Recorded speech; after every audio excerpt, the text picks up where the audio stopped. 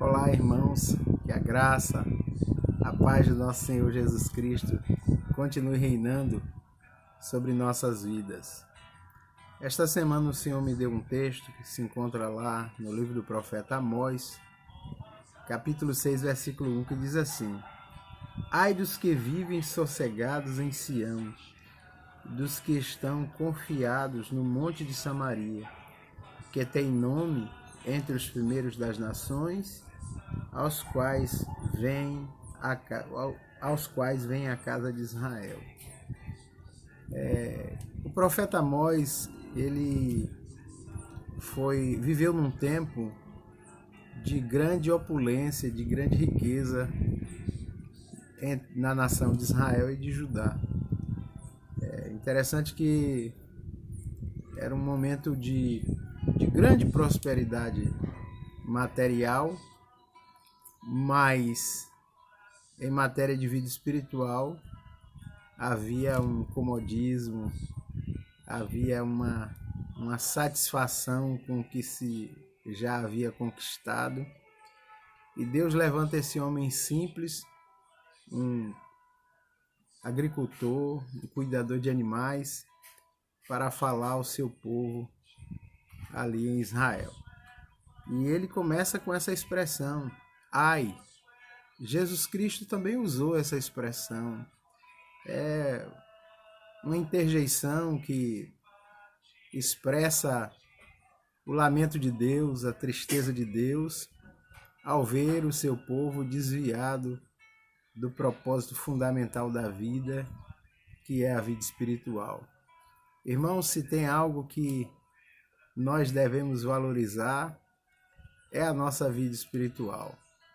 Mas infelizmente nós vivemos num tempo, e eu acredito que o homem sempre foi enganado por essa visão, de que as coisas materiais parecem para nós que são mais permanentes, são mais valiosas do que as coisas espirituais, porque as coisas espirituais nós não enxergamos com os olhos humanos, mas sim com os olhos da fé. E assim estava o povo de Israel, eles estavam sossegados em Sião. E Deus precisava trazer um desassossego, Deus precisava trazer uma tribulação, uma luta, para que eles pudessem atentar para aquilo que é real. Eu me lembro de uma frase que, se não me falha a memória, é de Platão, que ele diz o seguinte, que o mundo material é apenas sombra, o mundo real é o mundo da eternidade. Veja que Platão é um filósofo, ele já tinha essa visão de que a vida material é apenas sombra. Ele fala isso lá no Mito da Caverna, capítulo 7 do livro A República, e ele conta que quantos contemplam apenas as sombras por estarem numa caverna, enquanto que o sol está brilhando lá fora. E quando alguém se atreve a sair da caverna e enxergar o mundo real, e na visão da palavra de Deus também, é aquele mundo da vida com Deus. Então é preciso, irmãos, a gente estar atento, nós estarmos atentos aos ais de Deus. É preciso nós estarmos atentos às preocupações de Deus na nossa vida. Será que nós também vivemos uma vida sossegada e tranquila e não temos falta de nada, como a igreja de Laodiceia, Ela dizia, rica sou, não tenho falta de nada. E o Senhor diz, olha, você é pobre, você é cego e você é nua.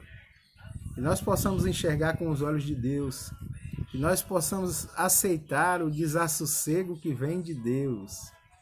Se você está desassossegado, atribulado, como diz Paulo, e é porque Deus está forjando um novo homem, uma nova mulher em você. É porque Deus, ele tem mais para você e para mim. Então que nós possamos buscar esse desejo no coração de dizer, Senhor, eu preciso crescer espiritualmente. Eu preciso avançar na fé. Eu não preciso apenas estar sossegado em Sião, confiados no Monte de Samaria. Eu não preciso buscar os primeiros lugares entre as nações. Eu não preciso de nada disso, porque a tua palavra diz que os últimos no teu reino serão os primeiros e os primeiros os últimos. Veja como os valores de Deus mudam. Veja como os valores de Deus mudam não, vejam como eles são diferentes. Que nós possamos, irmãos, buscar esses valores que vêm do céu. Então, como disse esse texto, Deus usa um homem simples como Amós para falar ao coração do seu povo, para denunciar aquela opulência que havia no meio do povo. E Deus diz, olha, vocês estão confiados no Monte Samaria, vocês estão buscando os primeiros nomes e não estão considerando aquilo que eu quero para a vida de vocês.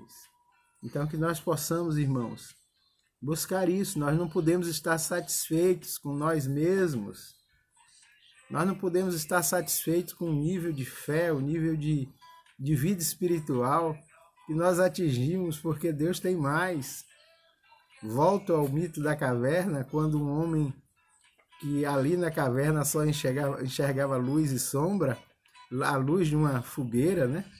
Uma pequena fogueira que iluminava a caverna, e ele olha lá para cima na saída da caverna e ele vê uma luz brilhando, e ele diz, deve ter mais, eu preciso buscar mais.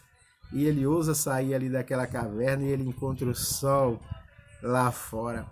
Isso me faz lembrar do que Malaquias diz, que o sol da justiça, que é Jesus, ele vai estar brilhando sobre as nossas vidas. É esse sol que ilumina os cantos mais escuros da nossa vida. É esse sol da justiça que nos convence dos nossos erros, das nossas imperfeições.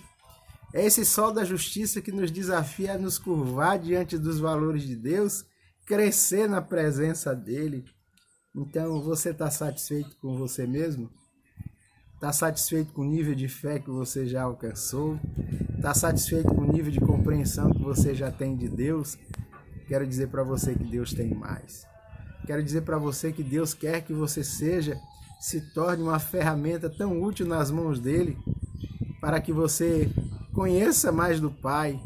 E quando nós conhecemos mais do Pai, nós temos a oportunidade de transmitir melhor o Pai. Eu estava estudando, irmãos, essa semana sobre a história da igreja. E é interessante isso, que Deus sempre trouxe mais ao povo dele em momentos de luta, em momentos de dificuldade. Eu me lembro do avivamento que John Wesley promoveu, Deus através de John Wesley ali na Inglaterra. O avivamento veio no momento onde a Inglaterra estava prestes a cair numa convulsão social, numa guerra terrível. E foi nesse momento que Deus levantou aquele santo homem de Deus para mudar os rumos daquele país. Eu não tenho dúvida que Deus quer fazer isso hoje através dos santos dele aqui no Brasil. Deus quer levantar você de onde você estiver. Você pode ser um agricultor como Amós, um boieiro, né? Um cuidador de animais como era ele, e Deus levantar você para falar aos príncipes da nossa nação, para você falar aos, entre aspas, grandes da nossa nação, sendo uma ferramenta tremenda. Então, irmãos, eu entendo que esse tempo que nós estamos vivendo é tempo de avivamento. Você pode dizer comigo isso? Tempo de avivamento, ou alguns poderiam dizer tempo de reavivamento, onde Deus quer transformar as nossas vidas, nos dar a graça que nós precisamos para completar a obra até que Jesus Cristo volte. Então não fique sossegado. Ainda não é hora de você sentar na cadeira de balanço. Ainda não é hora de você buscar ser crente dos alguns S's, né? Um crente salvo, um crente sentado, um crente sossegado. É hora da gente publicar, testemunhar da grandeza desse Deus e da grandeza do mundo real, que é o mundo da eternidade. Que Deus te abençoe neste lindo dia. Que a graça dele continue fortalecendo você. A paz.